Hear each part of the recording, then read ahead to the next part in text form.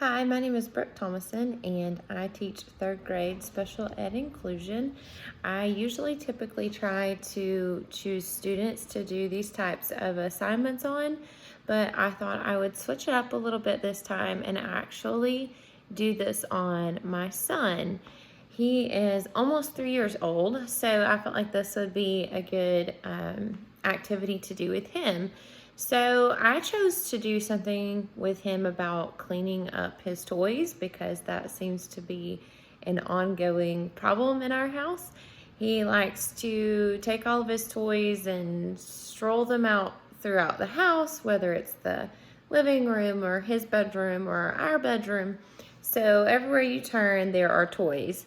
But the problem is when I ask him to clean them up, he's usually running around like crazy, pulling out more toys, very rarely actually picking up his toys and doing what I asked. He doesn't usually have a problem. I mean, he's almost 3, so I mean, a typical 3-year-old is not going to follow all directions, but he usually does a pretty good job of doing what I ask until it comes to putting up toys.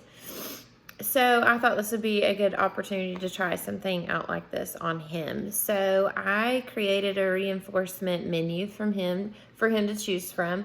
I had 6 different options on there, from things such as a sucker that he would choose, or playing with one of his toy cars for 10 minutes, choosing a popsicle, iPad time, watching 10 minutes of his favorite show, or playing outside. So I wanted him to point to 3 of the different reinforcers that he would particularly enjoy. So he chose a sucker, an iPad time, and outside time. So for me to choose one of those, I decided to do a sucker just because it is cold outside right now. So I knew that I could not always reinforce the outside time. So I thought I would do that using a sucker. So the goal for him was to clean up 3 or more of his toys without running away the first time that he is asked. No. So my baseline data was that he picked up 2 toys without running away the first time. The second session, he picked up 1 without running away. Wow. And the last session, he picked up 2 toys without running away. And again, this is with no reinforcer at the time. So my operational definition for his target behavior was to clean up 3 or more toys without running away the first time that he is asked. Let's see. He will receive a sucker of his choice each time he cleans up 3 or more toys. So, and honestly, like if he were to pick up more than 3 toys, I was not going to stop him, but the goal was to get to 3 toys. So I would show him a sucker, or like our sucker bowl, because we have a bowl of candy that he likes to choose from.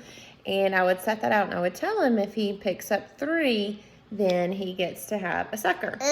So we would count as he picked up toys, and the first 2 sessions he picked up 3 toys and 4 toys, the first session and second session.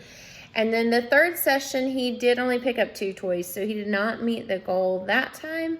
And I'm not sure if maybe a different reinforcer would have helped, but I was sticking with a sucker, but he only picked up 2 toys that time.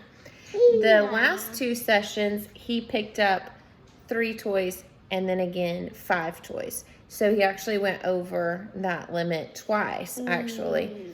So when I graphed the data, at least, 4 out of the 5 times he did do what was asked of him using that reinforcer, which really seemed to help for him. So I was glad to see that this does work, and that I think sometimes it is important that you might have to switch up that reinforcer. It may be that he won't work for the sucker after 2 or 3 sessions, and it may be that I need to switch it up. But it did work for 80% of the time. 4 out of 5 times he did do what was asked. So it was a good experiment, and hopefully I can try some more of these things with him later on.